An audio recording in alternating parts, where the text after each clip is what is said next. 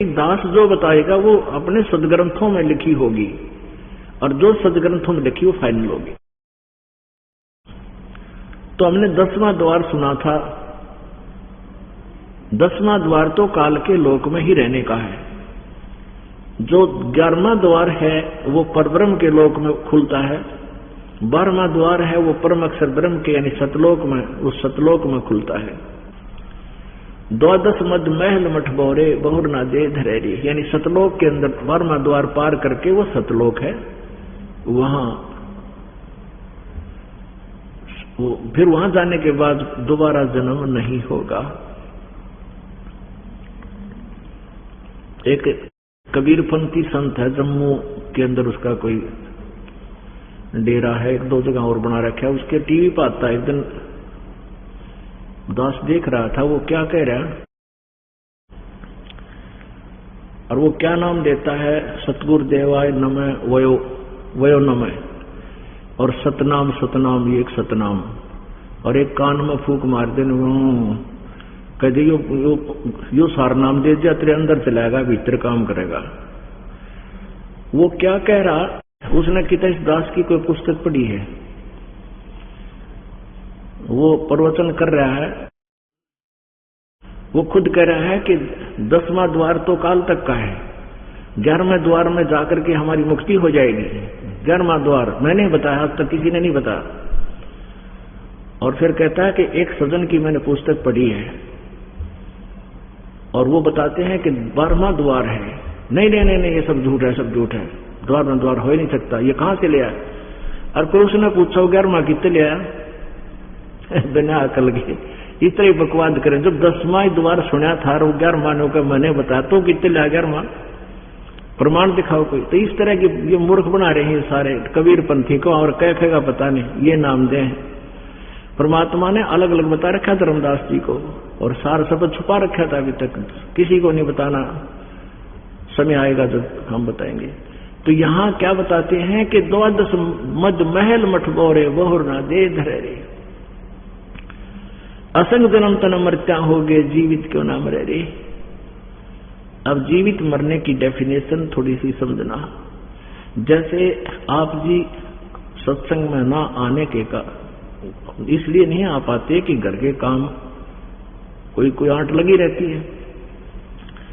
तो अब एक व्यक्ति नाइट सर्विस में गया और वापस सुबह आना था, उसने जल्दी, घर पे कोई जरूरी काम था।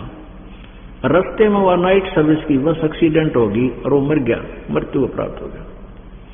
अब वो कितना जल्दी में था कि रातों रात कोई और काम एक्स्ट्रा कराऊं, फिर अपनी ड्यूटी करूंगा, घर के काम और भी बहुत करने हैं। अब रह गए धरे धराए हुए सारे काम। वह नाइट सर्विस पे इसलिए गया था कि सुबह जल्दी आऊंगा, घने काम करूंगा, ये कर ले काम।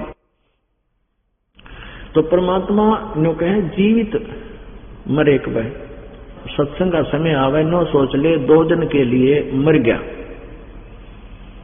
परमानेंट मौत हो जाएगी। जब तक कोई कतिये टिकट कटगी वो दोबारा आ ही नहीं सकते घर में, चाहे कोई उजड़ो चाहे बसो। और 2 दिन की मृत्यु नो सोच ले मर गए हम, होगा जो देखी जाएगी। और सत्संग छुड़कर चले गए। मान लीजिए आपकी बात बड़ी करते हैं, 2 दिन में कोई हानि लाभ हो भी गा छोटा मोटा, तो उसको फिर ठीक कर लोगे। 30 दिन पड़े, 28 दिन। और जो परमानेंट मर जाए फिर वो उनको भी इतने ही जरूरी कार्य थे। पुण्यात्माओं, हम अपने बच्चे को पढ़ाते हैं, बेटी को पढ़ाते हैं, बेटे को 16 साल तो MA करावांगे या कोई ट्रेनिंग करावांगे, तो 20 वर्ष तक उसको कति फ्री छोड़ देते और पैसे लावा कति नो बाड़ सा बोलते हैं। तब उसको 2 रोटी कहीं का गुजारा होता हो और ना भी हो। इसी प्रकार हमने परमात्मा पाने के लिए समय भी निकालना पड़ेगा, 2 पैसे भी लगाने पड़ेंगे। और ये तो हो ही हो, ये तो होगा ही होगा। इसमें तो इस घाटे में, इस सौदे में घाटा है ही नहीं, इसमें हानि शब्द नहीं है। और किसी भी व्यवसाय में आप कर लीजिए, हानि और लाभ दोनों ही बराबर चलते हैं। तो क्या बताते हैं, असंग जन्म तन मरत्या हो गए, जीवित क्यों ना मरे रे। और 12 मद महल मठ बोरे बहुर ना दे धरे। फिर कहते हैं, दोजक भीत सभी ते देखे राजपाट के रसिया, और 3 लोक से तरपत नाही यो मन भोगी खसिया। क्या बताते हैं कि तूने जो साधनाएं की स्वर्ग के लालच में की, स्वर्ग चला गया, फिर नरक में ऑटोमेटिकली जाएगा, क्योंकि पाप पुण्य दोनों चलते हैं आपके। दोजक बहिष्ठ, स्वर्ग और नरक तने दोनों भोगे, ए राजपाट के रसिया। और 3 लोक से भी संतुष्टि नहीं, ये मन भोगी खसिया। इस मन की संतुष्टि अगर इसको कोई 3 लोक भी दे दे तो भी न सोचा कि तो और देख लो, राज्य और बढ़ जाए मेरा। अब जैसे किसी के पास एक प्लाट है, न सोचा भगवान इसमें 2 कमरे बन जा, वो बन गए हैं। फिर न सोचा 2 बच्चे हैं, 2 लड़के, 1 प्लाट और हो जा, वो भी हो गया। फिर मन में ये आ जाती है भगवान एक कोठी, 1 मकान और बन जा, दोनों बच्चे बराबर हो जा। अब उसमें लग गया इतना मृत्यु होगी, गधा बनकर उस कमरे के पिछले लोग खड़ा, फिर वो कुत्ता बनकर बैठा गली में वही है। तो कहने का भाव ये है कि इस मन की अंत नहीं इसकी इच्छाओं का। पता नहीं के सोचे जो काम करना वो करता को ना मिला वही का जो तेरे भाग्य में लिखा है। जब तक आप परमात्मा की शरण में नहीं आते हो, चाहे कितनी ही अटकल लगाते रहना, वही मिलेगा जो तुम्हारी किस्मत में है। और कबीर परमेश्वर की शरण में आने के बाद आपको वो वस्तु मिलेगी जो आपके भाग्य में भी ना होगी, लेकिन होगी आपके हित में तो मिलेगी। और आपके पाप सभी नष्ट हो जाएंगे। उस संचित सब कर्मों को भी, प्रारब्ध कर्मों को भी, पाप कर्मों को नष्ट कर देगा। तो क्या बताते हैं, सतगुरु मिले तो इच्छा मिटे। सतगुरु मिले तो यहाँ की ये जो हमारे जो जाल फैला रखा काल ने, और हमारी वृत्ति इसमें फंसी पड़ी है, इन इच्छाओं को खत्म करेगा। जो सतगुरु मिले तो इच्छा मिटे, पद मिल पदे समाना, और चल हंसा उस लोक पठाऊं जो आदि अमर स्थान। अब कहते हैं कोई संत मिलेगा तो यहां से इस तरह के प्रवचन वचन बता के और दोनों का डिफरेंस दिखा के आपकी यहां से इच्छा खत्म करेगा। सतगुरु मिले तो इच्छा मिटे, और पद मिल पदे समाना। पद माने वे ऑफ वर्शिप, पद्धति, शास्त्र अनुकूल साधना की भक्ति आपको देकर और उस परम पद को प्राप्त करावेगा। गीता जी अध्याय नंबर 15 के श्लोक नंबर 1 से 4 में कहा है कि तत्वदर्शी संत वो होगा जो उल्टे लटके संसार रूपी वृक्ष के सभी विभागों को बता देगा। उसके पश्चात उस परमेश्वर के उस परम पद की खोज करनी चाहिए, जहां जाने के बाद ये संसार में जीव फिर लौट कर नहीं आता। और जिस परमेश्वर ने सब ब्रह्मांडों की रचना की है, मैं भी उसी की शरण में हूं, यो गीता ज्ञानदाता कहता है। तो क्या बताते हैं, सतगुरु मिले तो चल हंसा उस लोक पद मिल पदे समाना। यानी पद माने वे ऑफ वर्शिप, पद्धति, अकॉर्डिंग टू द शास्त्र। शास्त्र अनुकूल साधना करने से, पद्धति के अनुसार साधना करने से उस परम पद को प्राप्त होगा। सतगुरु मिले तो इच्छा मिटे, पद मिल पदे समाना। पद यानी उस परम पद को में समा जाओगे, वहां पहुंच जाओगे। और चल हंसा उस लोक पठाऊं, उस लोक में जहां आदि अमर अस्थाना। गीता जी अध्याय नंबर 18 के श्लोक नंबर 62 में कहा कि अर्जुन तू सर्वभाव से उस परमेश्वर की शरण में जा, उसकी कृपा से तू परम शांति को और शाश्वतम स्थानम, अमर स्थान को प्राप्त होगा। और कबीर परमात्मा कहते हैं 4 मुक्ति जहां संपी करती माया होरी दासी। यहां 4 मुक्तियां हैं, ओम नाम के जाप से, इन अन्य क्रियाओं से, और वो 4 प्रकार की हैं। और वो भी नष्ट होते हैं, वहां भी खत्म होती है, उनसे वो खत्म हो जाती है उनकी, फिर जन्म मृत्यु होता है। कहते हैं ये सुख जो 4 मुक्तियां का वहां तेरे सदा चरणों में पड़ा रहेगा सतलोक में। 4 मुक्ति जहां चंपी करती, यानी 4 मुक्ति तेरे चरण दबाओंगी, वहां पर तेरी सेवा करेंगी, हाजिर खड़ी रहेंगी, ये सुख सदा रहेगा। 4 मुक्ति जहां चंपी करती माया होरी दासी। दास गरीब अभय पद पर से वो मिले राम अविनाशी।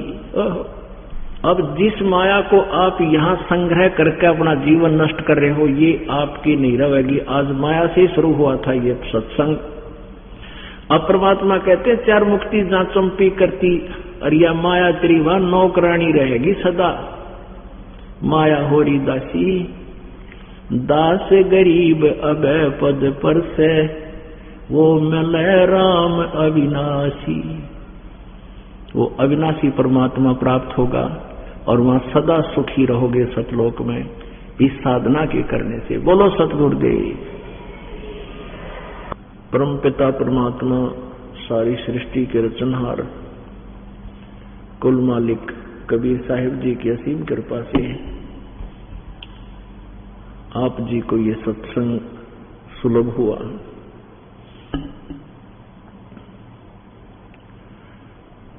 परमेश्वर की असीम कृपा से ही ऐसे शुभ समागम इस काल लोक में प्रारंभ हुआ करते हैं, और जो पुण्यात्मा इसका लाभ उठा पाते हैं वो और भी ज्यादा शुभ संस्कारी प्राणी होते हैं। परमेश्वर कबीर जी स्वयं सतलोक से आते हैं।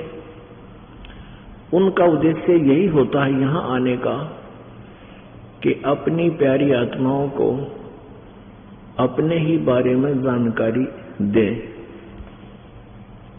अपने द्वारा रची हुई सृष्टि को स्वयं ही आकर के ठीक ठीक बताते हैं। ऐसे खराब लोक में, ऐसे गंदे लोक में जहां हम रह रहे हैं, परमात्मा का आगमन बहुत ही महत्वपूर्ण है। पुण्यात्माओं, सरकारी कर्मचारी भी, अधिकारी भी, जो कहीं सर्विस कर रहा है और उसको जहां वो रहता है अच्छी सुविधाएं प्राप्त हैं, अच्छे बड़े शहर में, और उसको किसी तहसील सतर पर ट्रांसफर कर दिया जाए, वो भी बहुत दुख महसूस करता है। और परमात्मा उस सुख में सथल को छोड़कर यहां इस काल के लोक में आते हैं। उनका उद्देश्य क्या होता है? अपनी प्यारी आत्माओं को इस काल के गंदे लोक से निकालकर अपने उस सुख में सथल, उस अमर लोक में, सतलोक में, शाश्वतम स्थानम, सनातन परम धाम में ले जावें। परमात्मा कहते हैं, अमर करूं सतलोक पठाऊं, और तात बंदी छोड़ कहाऊं। बंदी छोड़ हमारा नामम, अजर अमर है अस्थिर ठामम। कबीर परमेश्वर जी कहते हैं कि हमारा नाम बंदी छोड़ है। नाम मीन हमारी उपमा, हमारा जो पद है वो बंदी छोड़ है, और हमारा स्थान अजर अमर है, सनातन परम धाम है। और ये गीता जी अध्याय नंबर 18 के श्लोक नंबर 62 में गीता ज्ञान दाता कहता है कि अर्जुन, तू सर्व भाव से उस परमेश्वर की शरण में जा जिसकी कृपा से तू परम शांति और सनातन परम धाम को प्राप्त होगा। और ये स्वयं कह रहे हैं कि हम ही वो परमात्मा हैं, वो बंदी छोड़ हैं, और हमारा वो स्थान है, वो सनातन परम धाम हमारा स्थान है। 16 शंख पर हमरा तकिया, हम गगन मंडल के जिंदा, हुक्म हिसाबी हम चल आए, ये काटन काल का फंदा। हमारा 16 शंख कोस की दूरी पर तकिया कलाम है, हमारा वो अजर अमर स्थान है, और हम यहाँ काल के बंधन को काटने के लिए यहाँ पर आए हैं। परमात्मा पूर्ण ब्रह्म सारी सृष्टि के रचनहार वो परमेश्वर यहाँ क्यों आते हैं, कैसे आते हैं, कब कब आते हैं? उनका उद्देश्य यही होता है कि मैं अपनी प्यारी आत्माओं को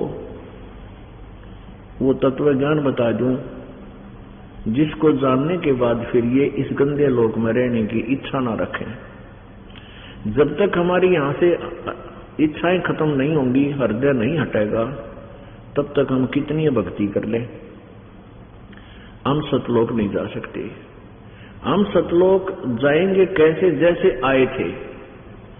हम कैसे आए थे कि इस काल निरंजन पर ज्योति निरंजन जब ये तप कर रहा था सतलोक में अपने द्वीप में, हम सभी इसके इस ड्रामे को देखकर इसकी अदाओं पर आसक्त हो गए और इतनी प्रबल आसक्तता होगी कि हम अपने परम पिता के कहने से भी हम बाज नहीं आए इस पर आसक्त होने पर, इतनी चाह बन गई इसकी। तो फिर हम यहां इसके साथ आ गए। अब इतनी ही चाह आपकी उस सतलोक जान की बनेगी तब आप यहां से जा सकोगे। उसके लिए आप जी ने देखना कौन सा दृष्टिकोण अपनाना है, यहां से मन हटाने का। ज्ञान परमात्मा ने बहुत कुछ बता रखा है, तो उसके लिए एक सीधा सा तरीका बताया है। परमात्मा कहते हैं मम संत मुझे जान मेरा ही स्वरूपम, मेरे संत को मेरा ही स्वरूप समझ लेना। और अपने परमात्मा के ऊपर हमने अब इतना आकर्षित होना है जितना हम काल के ऊपर हुए थे।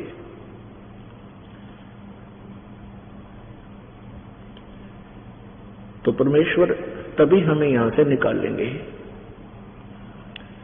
उसके लिए बताया कि गुरु मानुष कर जानते ते नर कई अंध, वो दुखी संसार में आग गए के फंद।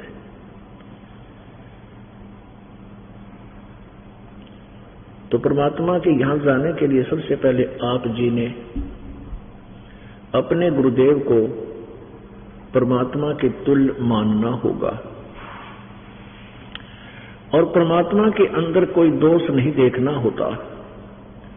यदि हम परमात्मा में कोई दोष या कोई त्रुटि, अपनी चतुरता या उसके सामने कोई छल कपट झूठ किसी भी दृष्टिकोण से हम करते हैं तो हम अभी सतलोक जाने के योग्य नहीं हैं, भक्तिहीन भी हो जाते हैं। इसलिए हम बार बार आपको सत्संग सुनाते हैं और कुछ एक सत्संग ऐसे होते हैं जिनका बार बार समय नहीं मिलता सुनाने का, और सुनाते हैं तो कभी वो पूरे वक्त नहीं होते। तो उसके लिए आप जी से यही प्रार्थना है कि हम बहुत ही सस्ते यानी बिल्कुल फ्री बराबर समझो सीडी वगैरह देते हैं, आप ले जाइए, रह कर सुनिए उस सत्संग को। यदि आपने सतलोक चलना है और सतलोक चलने के लिए ये सत्संग किए जाते हैं, ये आश्रम बनाए गए हैं, और जब तक आप सतलोक नहीं जालोगे तब तक आपका ये दुख निवारण नहीं हो सकता, क्योंकि इस काल के लोक में कोई सुखी नहीं है, कोई सुख नहीं है। और हम यहां सुख तलाश कर रहे हैं। जिसके संतान नहीं है वो सोचे संतान हो जाए मैं सुखी हो जाऊं। इन संतान वालों को पूछ ले कितने सुखी हैं यहाँ पे। जिनका संतान नहीं है वो देख लिया करो, एक आधे घर में जाकर वो बूढ़ा बूढ़ी आते हैं पूछ लिया करो कितने सुखी है। जिनके धन नहीं है वो दुखी, वो सोचते हैं धन हो जाए मैं सुखी हो जाऊं, दूना दुखी होगा, धन होते ही दुखी होगा। हमने सबसे पहले क्या सोचना चाहिए कि परमात्मा का सहारा मिले, पूर्ण संत हमें मिल जावे, हमारी भक्ति बने, हम राम नाम के धनी हो जावा और सतलोक चले जावा। वो ज्ञान आपको सत्संग से होता है। पुण्यात्मा परमात्मा कबीर जी ये वही परमेश्वर है जिसने सारी सृष्टि रची, और हम सबके पिता हैं, हम सबके वो मालिक हैं, स्वामी हैं। आपको पिछले सत्संग में सुनाया था कि सृष्टि रचना कैसे हुई। तो सृष्टि रचना का जो कारण जिसके समझ में आ जाएगा फिर वो आसानी से इस तत्व ज्ञान को समझ जाता है। वो परमात्मा अपनी प्यारी आत्माओं को पुनः जगाने के लिए, समझाने के लिए चारों युगों में आते हैं। सतयुग में उनका एक सतयुग में नाम रहता है सत्सुकृत। जैसे अब कलयुग में कबीर नाम प्रसिद्ध है, आखिरी तक जब तक ये कलयुग रहेगा मालिक का नाम कबीर ही सुप्रसिद्ध रहेगा। ऐसे ही सतयुग के अंदर सत्सुकृत नाम से प्रभु प्रसिद्ध रहे।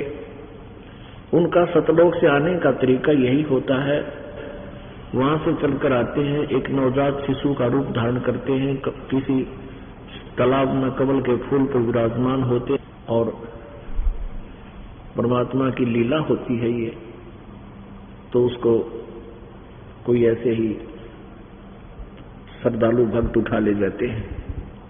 जब वो परमात्मा आते हैं, बालक होते हैं, तो उस समय उनकी परवरिश की लीला कुंवारी गायों के द्वारा होती है। फिर बड़े होकर के वो अपने ज्ञान का प्रचार करते हैं, जिस उद्देश्य के लिए वो आते हैं, फिर अपने उस उद्देश्य में लग जाते हैं। और परमेश्वर त्रेता युग में मुनिंद्र ऋषि जी के नाम से प्रसिद्ध रहते हैं। इसी प्रकार आगमन होता है, एक कमल के फूल पर शिशु रूप धारण करके विराजमान होते हैं और एक निसंतान दंपत्ति से उठा ले जाते हैं और फिर कुंवारी गायों से ही उनकी बचपन की लीला, परवरिश की लीला पूरी होती है। उसमें भी फिर वो अपना ज्ञान ही प्रचार करते हैं। द्वापर युग में वो करुणा में नाम से आते हैं, इसी प्रकार लीला करते हैं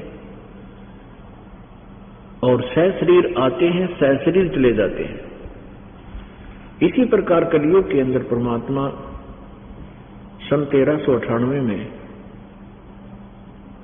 भारतवर्ष के इस काशी शहर में, बनारस में एक लहर तारा नामक तालाब है, जलाशय है, उसमें कमल के फूल खिले हुए थे।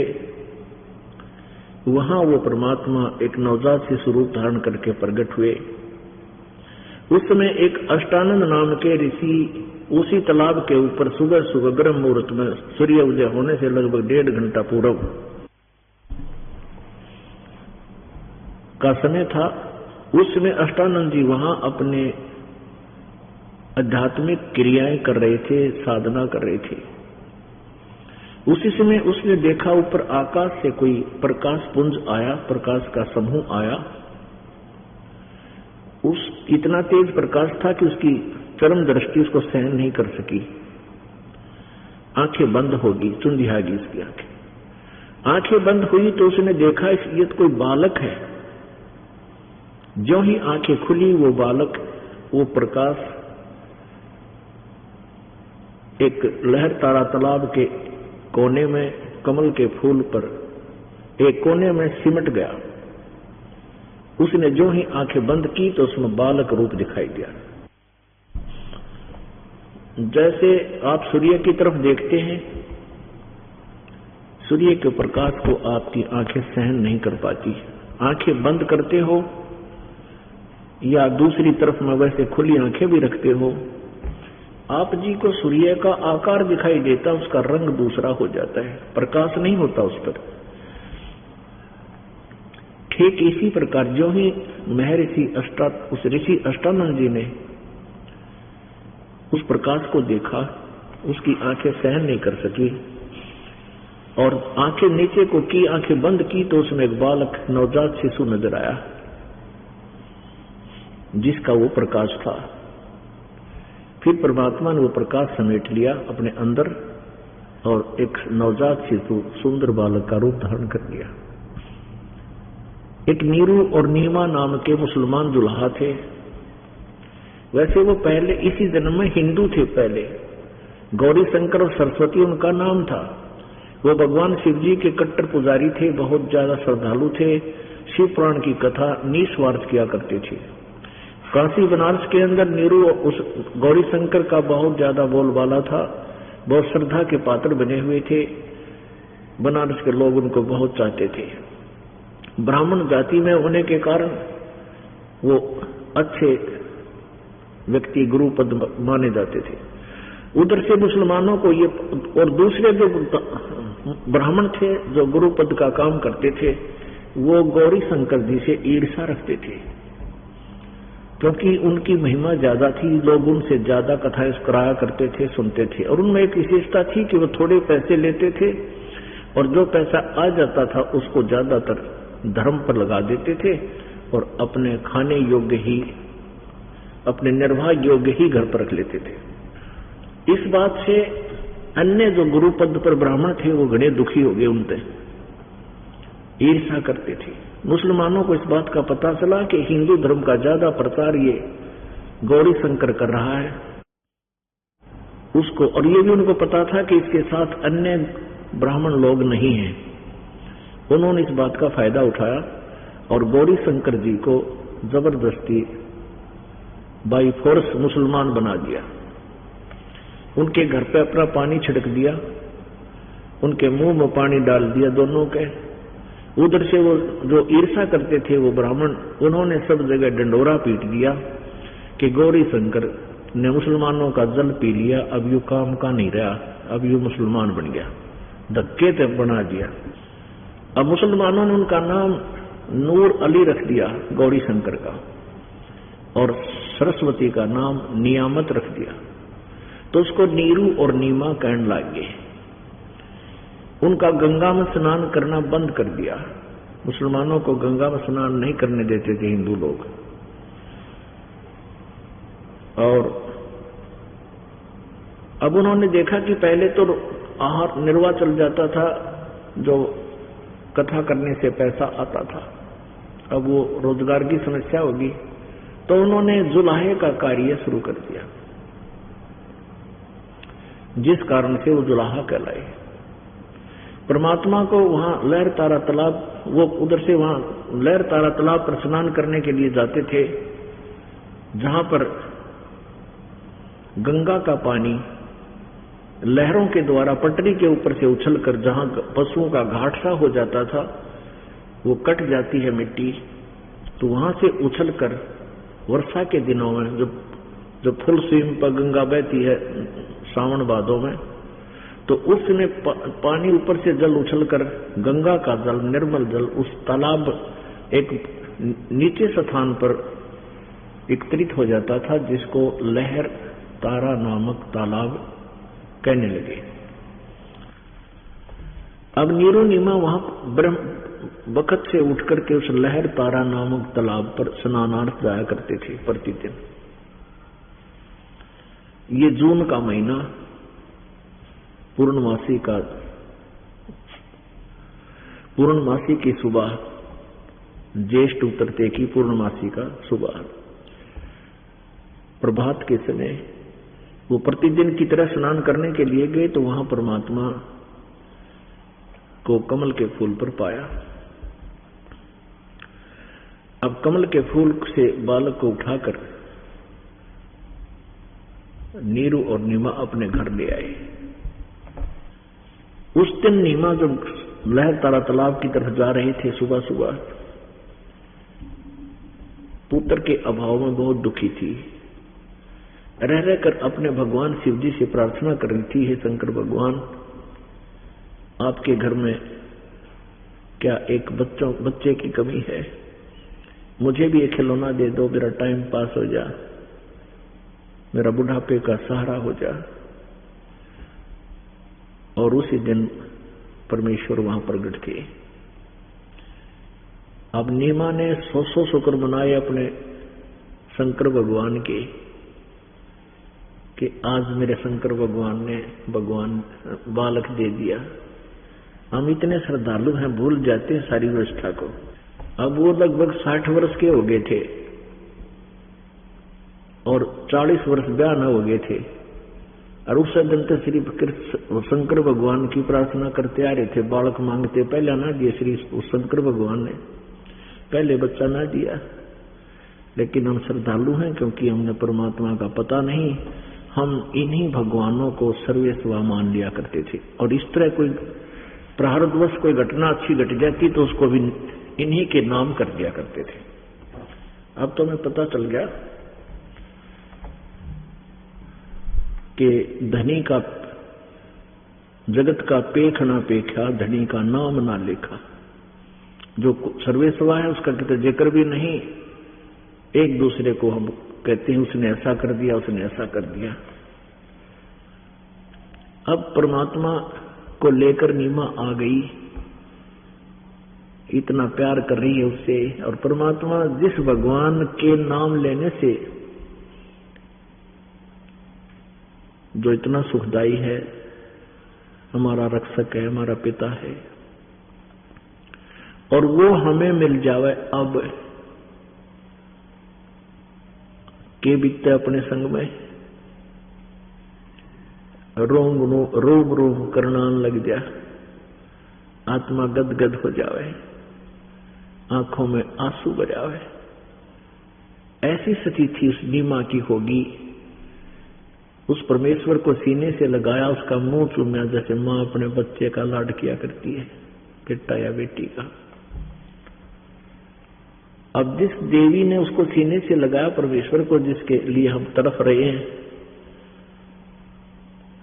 जिसके लिए हम भटक रहे हैं, और जिसमें इतनी शीतलता, इतने गुण हैं, और वो जो माँ, एक बहन बेटी माई के सीने से लगे हुए हैं बालक रूप में, जो सुख का आभास उस देवी को हुआ होगा, उसका कोई वर्णन नहीं किया जा सकता। उधर से नीरू ने देखा कि ये वो लोक लाज को घनी मान्या करता।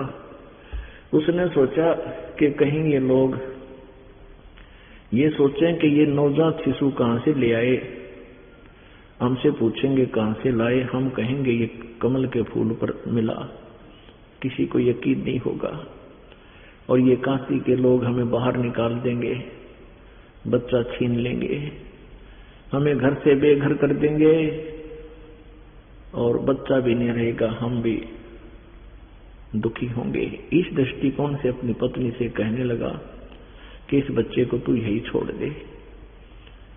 अब उस देवी को जो आनंद आ रहा था उस परम पिता को सीने से लगाकर बालक रूप में प्यार करके, उसने कहा मैं इस बालक के बगैर जीवित नहीं रह सकती, ना जाने इस बच्चे ने मेरे ऊपर क्या जादू कर दिया, मैं नहीं छोड़ सकती इसको। तो नीरू ने अपनी पत्नी पर प्रथम दिन हाथ उठाया था थप्पड़ मारने के लिए, नहीं तो पहले वो उसकी प्रत्येक मनोकामना जो भी वो बात कहती हाँ में हाँ रखा करता, इस उद्देश्य से कि कहीं इसके मन में दुख ना हो जाए कि मेरा पुत्र भी नहीं और पति भी मुझसे ठीक बात नहीं करता। उस दिन पहली बार कहा था कि नीमा तो जिद्दी बहुत हो गई, मैंने तेरी किसी बात को टाला नहीं, इसलिए आज मैं तेरी बात मानूंगा नहीं और तेरे 2 थप्पड़ धरूंगा, इसने यही छोड़ दे। जो ही उसने ऐसा किया उसी समय परमात्मा नवजात शिशु रूप में कबीर परमेश्वर बोले कि नीरू कोई आपत्ति नहीं आए और मैं तुम्हारे लिए आया हूं। अब वो डर गया, वो घबरा गया, नीरू ये कोई सिद्ध पुरुष है या इसमें कोई भूत बोल रहे हैं, कोई फरिश्ता बोल रहा होगा। चुप करके आगे आगे हो लिया, घर आगे। अब परमेश्वर के नामांकन करने के लिए, परमेश्वर का नाम रखने के लिए काजी आए।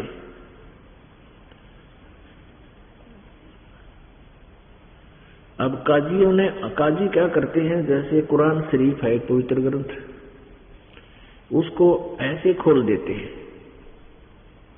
कोई मंत्र सा पढ़ के, और जहां से भी वो खुल जाता है और प्रथम अक्षर जो होता है उसी के ऊपर नाम रख देते हैं। जैसे र आ गया था रफीक अहमद, क आ गया था कफीक, इस तरह के नाम रखते हैं। से आ गया था शहजाद, इस तरह के।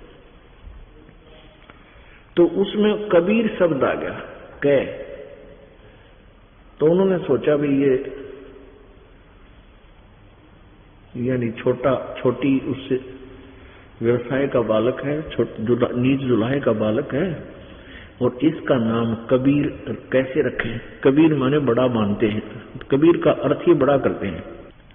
तो उन्होंने काजियों ने आपस में वो कुछ फुसफुस की और दोबारा कुरान फिर बंद करके फिर खोली, तो उस पृष्ठ पर सारे पर कबीर कबीर कबीर कबीर लिखा पाया।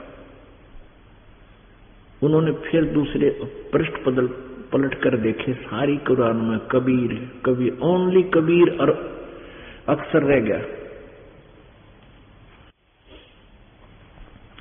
वो लेख नहीं रहा जो कुरान शरीफ में लिखा हुआ था। परमात्मा बोले कि काजी मेरा नाम कबीर ही रहेगा। अब बालक को बोलते देखते हुए वो घबरा गए, डर गए, और वहीं कुरान शरीफ में जिसमें केवल कबीर कबीर रह गया था, वह कुरान शरीफ भी वहीं छोड़ गए। इस प्रकार परमात्मा का नामांकन हुआ। फिर उनके सुन्नत करने का समय आया। परमात्मा ने ऐसी लीला की कि वो सुन्नत भी नहीं कर सके। अब जब परमात्मा 5 वर्ष के हुए, उसी समय बड़े बड़े विद्वानों के छक्के छुड़ा देते थे ज्ञान में। परमेश्वर ने एक लीला की थी, क्योंकि परमात्मा कबीर जी इस कलयुग के लिए एक भूमिका बना के गए थे कि आने वाले समय में ये प्यारी आत्मा जो कलयुग के बीच की पीढ़ी होगी, वो भक्ति करेंगे और उनको काल के दूत किसी प्रकार से भी भ्रमित ना कर सके। इस दृष्टिकोण से परमेश्वर ने सभी पहलुओं पर वहां उस समय सब लीला की थी। अब उन्होंने सबसे पहले ये देखा कि गुरु का होना अति आवश्यक है। परमेश्वर ने अपनी वाणी में कहा, गुरु बिन माला फेरते, गुरु बिन देते दान, गुरु बिन दोनों निष्फल है, चे पूछो वेद पुराण। रामकृष्ण से कौन बड़ा, उन्हों भी गुरु कीन, और 3 लोक के वेद धनी गुरु आगे आधीन। अब परमेश्वर ने सोचा था कलयुग में ये लोग कहीं ये ना सोचे कि कबीर जी ने कौन से गुरु बनाया था। ये काल के दूत, ये ऋषि संत मंडलेश्वर कबीरपंथी जो नकली गुरु, ये आगे चलकर इस भोली आत्माओं को भ्रमित ना कर दे। इसलिए गुरु का होना कंपलसरी रखने के लिए और है भी सत्य। इसलिए परमेश्वर को गुरु की आवश्यकता नहीं थी, लेकिन हमारे लिए एक व्यवस्था बनानी थी। इसलिए गुरु की आवश्यकता परमात्मा ने समझी। और रामानंद जी पहले सतयुग और त्रेता में परमेश्वर की बहुत सेवा कर चुके थे बालक रूप में। वो आत्मा, और वही आत्मा फिर रामानंद बनी, उसका उद्धार करना था। कबीर कमाई आपनी कदे ना निष्फल जा, 7 समुद्र आडे पड़ो नल आगा आ। और दूसरा विधान है परमात्मा का, दोजन मेरी शरण है ताका हूं मैं दास, और गेल गेल लागे फिरूं जब तक धरती आकाश। इस विधान अनुसार भी परमात्मा श्री रामानंद जी को शरण में लेकर उद्धार करना चाहते थे। अब जब परमात्मा 5 वर्ष के हुए तो उन्होंने लीला की। एक 2.5 वर्ष के बालक का, एक 2.5 वर्ष के बालक का रूप बनाया और गंगा घाट पर, पंचगंगा घाट पर पैड़ियों में जाकर लेट गए। और उस समय बनारस में एक महर्षि रामानंद नाम के ब्राह्मण थे। वो बहुत ही महाविद्वान माने जाते थे, महर्षि माने जाते थे। वेदों, गीता और पुराणों के वो बहुत बड़े ज्ञाता प्रसिद्ध थे। उन्होंने 1406 ऋषि बना रखे थे, जो उनके द्वारा निष्कर्ष निकाले हुए सदग्रंथों के ज्ञान का वो प्रचार किया करते थे। उन्हीं 1400 ऋषियों में से ये अष्टानंद जी एक थे, जिन्होंने परमात्मा को सतलोक से आते हुए देखा था। वो उसके साक्षी है। अब रामानंद जी से अष्टानंद जी ने आकर पूछा कि हे प्रभु, आज मैंने आकाश से आते हुए एक इतने जबरदस्त, इतने तेज को देखा। एक प्रकाश पुंज ऊपर से आ रहा था और मैंने उसको देखना चाहा तो मेरी आंखें बंद होगी, और आंखें बंद हुई और अंदर से मुझे अंदर ही अंदर उसमें बालक दिखाई दिया। जैसे सूर्य की तरफ देखकर आंखें नीचे को होती हैं तो सूर्य का आकार आंखों में के सामने घूमता रहता है। ऐसे मुझे फिर बालक दिखाई दिया और वो प्रकाश लहर तारा तालाब पर आकर के सिमट गया और मेरी आंखों में बच्चे की आकृति घूमती रही। ये मेरी भक्ति की उपलब्धि है या कोई मेरी भ्रमणा है? रामानंद जी ने कहा कि बेटा न तो तेरी भ्रमणा है और न ही तेरी भक्ति की कोई उपलब्धि है। ऊपर के लोगों से जब अवतारगण आते हैं उनके ऐसे ही लक्षण हुआ करते हैं।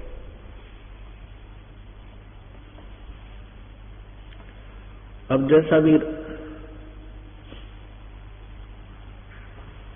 रामानंद जी को ज्ञान था अपने शिष्य की संतुष्टि की, शंका का समाधान किया।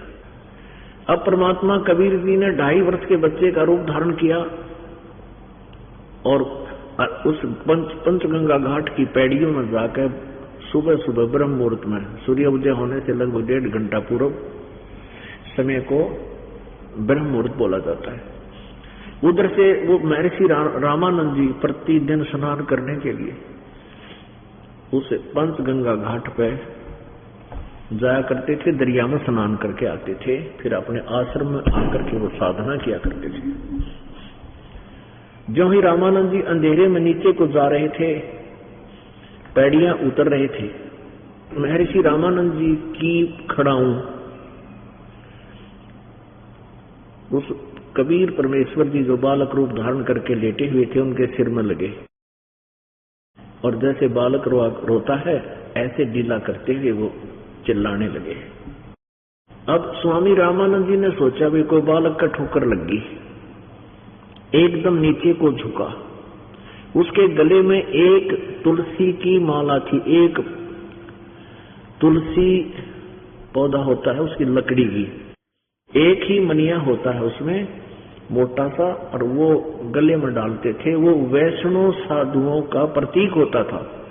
जो वैष्णव परंपरा के संत होते थे वो ऐसे ही एक तुलसी के मनिये की माला,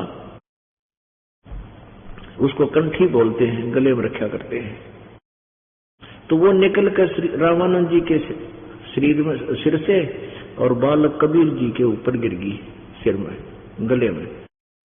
रामानंद जी देख नहीं सके अंधेरे में और सिर पे हाथ रख के कहने लगा, बेटा रो मत, रो मत, राम राम बोलो, राम के नाम से दुख दूर होते हैं, रो मत, रो मत।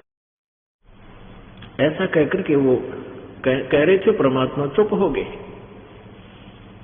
कबीर जी और रामानंद जी स्नान करने नीचे को चले गए और कहा, बेटा यहीं बैठा रहना, मैं सुबह तुम्हें तुम्हारे घर भिजवा दूंगा, रात को तू रास्ता भूल गया। परमात्मा सोच रहे थे रास्ता तो आप भूल रहे हो, मैं तुझे रास्ता बताने आया हुआ। तो वहां से अंतर्ध्यान हुए, अपने मुंह बोले माता पिता नीरूनी माँ की झोंपड़ी में जाकर विराजमान हुए 5 वर्ष के बालक की आयु में। अब रामानंद जी स्नान करके आए, देखा बच्चा है नहीं, सोचा चला गया होगा, रोशनी हो गई थी, निकल गया होगा अपने घर में। पुण्यात्मा परमात्मा जिस उद्देश्य से यहाँ आते हैं उनका उद्देश्य यही होता है कि मैं यथार्थ ज्ञान बताऊं, अज्ञान को हटाऊं। तो जब ये परमात्मा 25 दिन के हुए, जब परमात्मा 25 दिन के हो गए और 25 दिन तक इन्होंने कुछ आहार नहीं किया, तो नीमा बहुत चिंतित हुई, विलाप कर कर रो रही है, अपने भगवान शंकर को याद कर रही है। भले ही वो मुसलमान बन गई थी लेकिन भगवान शंकर को हृदय से वो हटा नहीं सकी थी, अंदर से वो उन्हीं को तरफ करके पुकारा करती थी। 25 दिन के परमात्मा हो गए, उन्होंने कोई आहार नहीं किया, ना कोई दूध पान किया, कुछ खाया नहीं। नीमा ने सोचा ये मरेगा, और पक्का संकल्प कर लिया कि प्रभु ये बालक अगर मर गया तो मैं भी जीवित नहीं रहूंगी, इसके बिना मैं जी नहीं सकती, इस बालक में मेरी इतनी ममता बन गई। अब शिवलोक से शिव आए एक साधु का रूप बनाकर, एक साधु का रूप बनाकर, ऋषि का रूप बनाकर, और वहां खड़े हो गए। कहा माई क्यों रो रही हो, कारण बताओ। माई ने कहा कि ऋषि जी मेरी बात ना सुनो, आप भी दुखी हो जाओगे। तब भगवान शिव ने कहा कि बेटी यूं कहते हैं अपना दुख किसी को बता दे, हल्का हो जाता है। तब नीमा ने कहा कि मुझे ऐसे ऐसे हम निसंतान थे और 40 वर्ष मेरे ब्याह न हो गए थे, हमारे कोई संतान नहीं थी। एक दिन मैंने अपने भगवान शंकर से विशेष रूप से प्रार्थना की थी और एक तालाब के अंदर ये बच्चा मुझे मिल गया। आज ये 25 दिन का हो गया, इसने कुछ नहीं खाया पिया, अब ये मरेगा, मैं भी साथ मरूंगी। और ये भगवान इससे अच्छा ना देते वो अच्छा था, अब देकर ले रहे हैं वो प्रभु भगवान शंकर जी। तब कबीर शंकर भगवान ने कहा ऋषि रूप में कि माई तेरा बालक दिखा कहाँ है।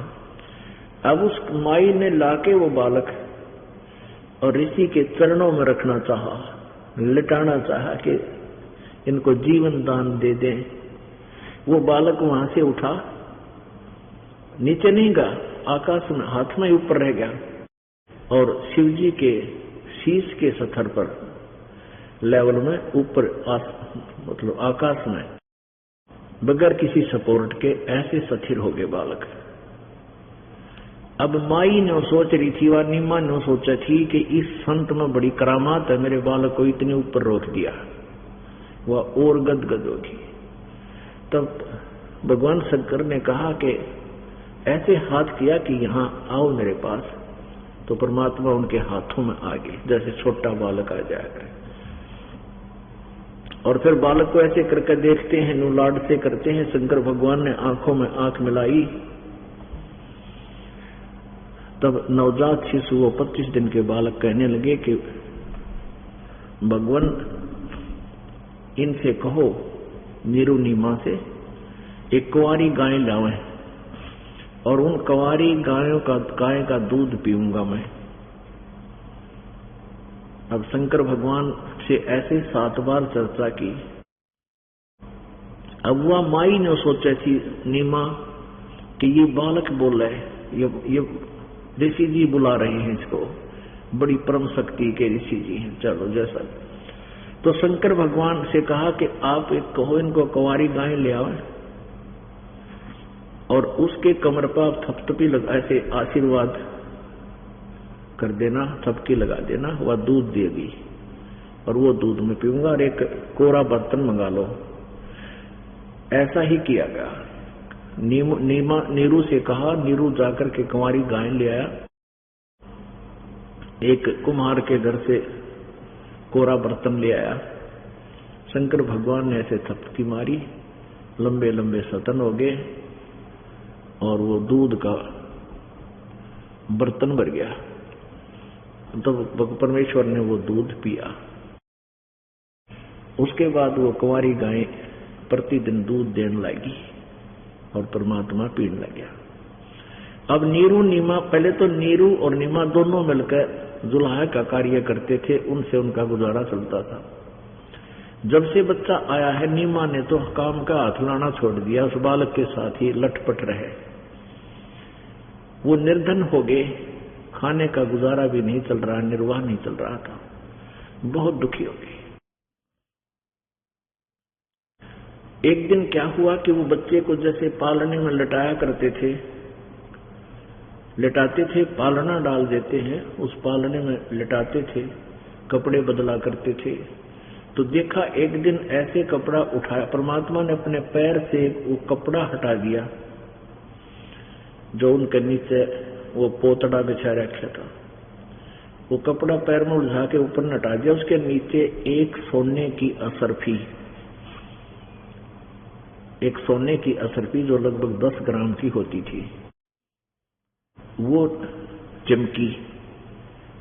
अब नीमा ने उठा दी तो परमात्मा कबीर जी ने मुंह फेर कर बोला, उनसे मुंह छुपाकर आकाशवाणी सी हुई कि नीमा किसी को बताना नहीं है, बता दोगे उस दिन के बाद ये तुम्हें असरफी सोना मिलना बंद हो जाएगा और इसमें से केवल अपना निर्वाह वास्ते रखना, शेष को भंडारे धर्म में लगाना।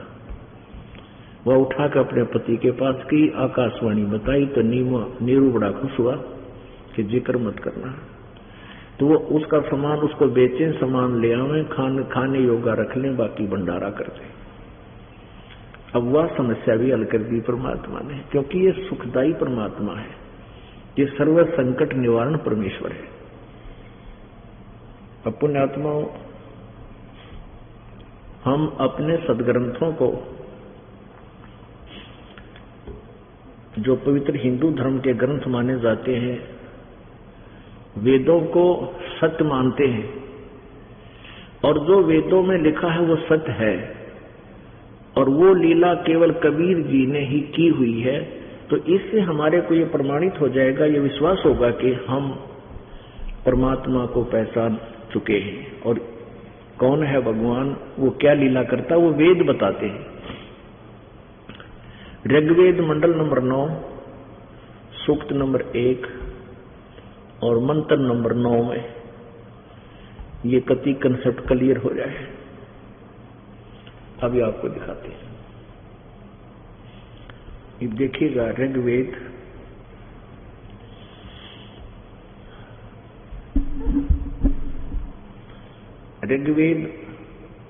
ये 9 और 10 मंडल इसमें अनुवादित है। ये कहां से प्रकाशित है, किसने अनुवाद किया है?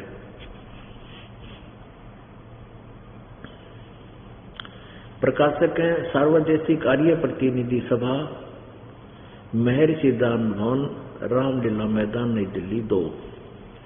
ये इनके फोन और फैक्स नंबर, ईमेल आदि है।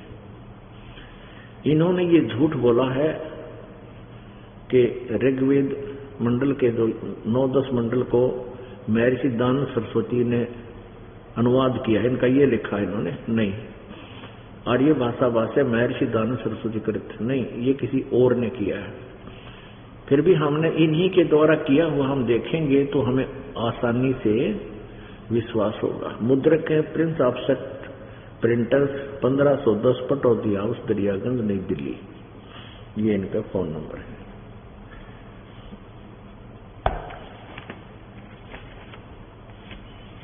ये देखिएगा,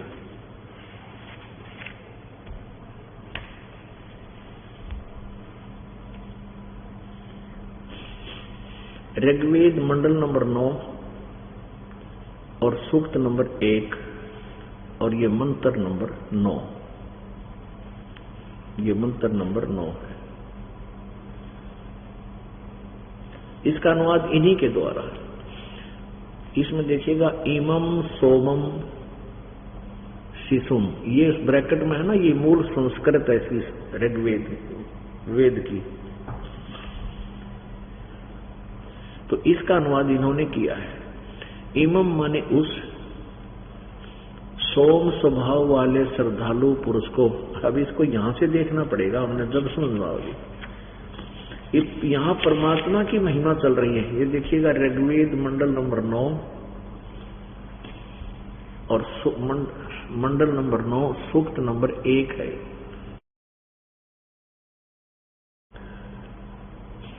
यहां से शुरू होता है, प्रथम सूक्त है। इसमें प्रथम मंत्र में यहां सोम माने हे सोम स्वभाव परमात्मन, यानी परमात्मा का जिक्र है।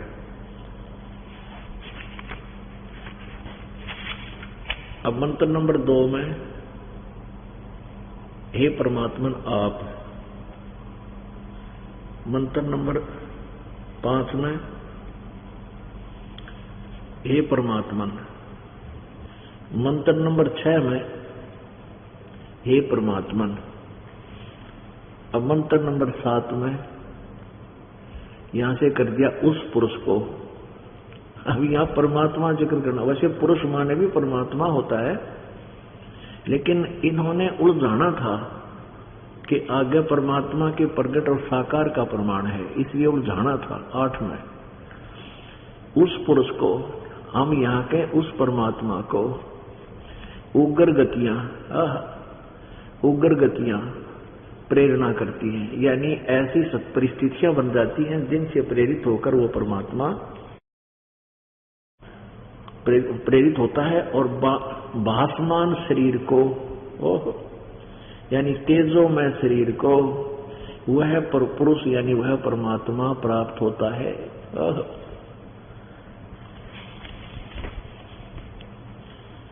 जिसमें 3 प्रकार के दूसरों का वारण करने वाला मधुमेह शरीर मिलता है। अब 9 में आ गया। अब पहले भगवान के विषय में जानकारी है, तो यहां भी भगवान की ही महिमा है, किसी अन्य पुरुष की नहीं। उस सोम स्वभाव वाले श्रद्धालु पुरुष को नहीं, सोमम माने परमात्मा, अमर पुरुष को शिशुम कुमार अवस्था में ही अभी अधन्या माने अहिंसनीय, यानी बिना दनाई, जो कभी सांड के, तो अभी अधन्या माने कभी भी, अनटच्ड कंवारी, अभी माने सब प्रकार से अधन्या। पुण्यात्मा, हम अपनी देसी भाषा में अच्छी तरह समझ लेंगे इसने, ये तो जैसा भी लिखा। अभी अधन्या माने कंवारी, इसका सीधा सा अर्थ है। धेनव माने गौवें, धेनव गौवें तृप्त करती है। उस परमात्मा को जो शिशु रूप में प्रकट होता है, सब प्रकार से कंवारी गायें, अभी अधन्या पूर्ण रूप से बिना दनाई, गौवें तृप्त करती हैं, यानी उसके परिवर्ष की लीला कंवारी गायों के द्वारा होती है। अब पुण्यात्माओं, परमात्मा ने धर्मदास जी, जो उनकी पुण्यात्मा थी, जिनको आकर वो मिले थे, उनसे ये कहा था, धर्मदास तो 1,00,000 दुहाई,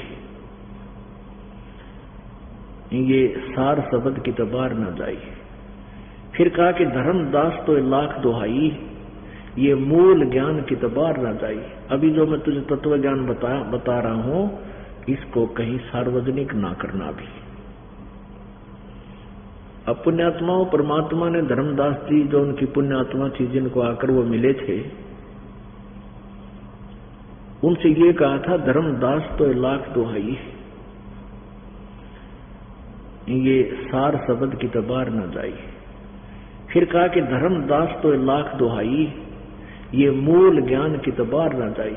अभी जो मैं तुझे तत्व ज्ञान बता रहा हूं, इसको कहीं सार्वजनिक ना करना भी।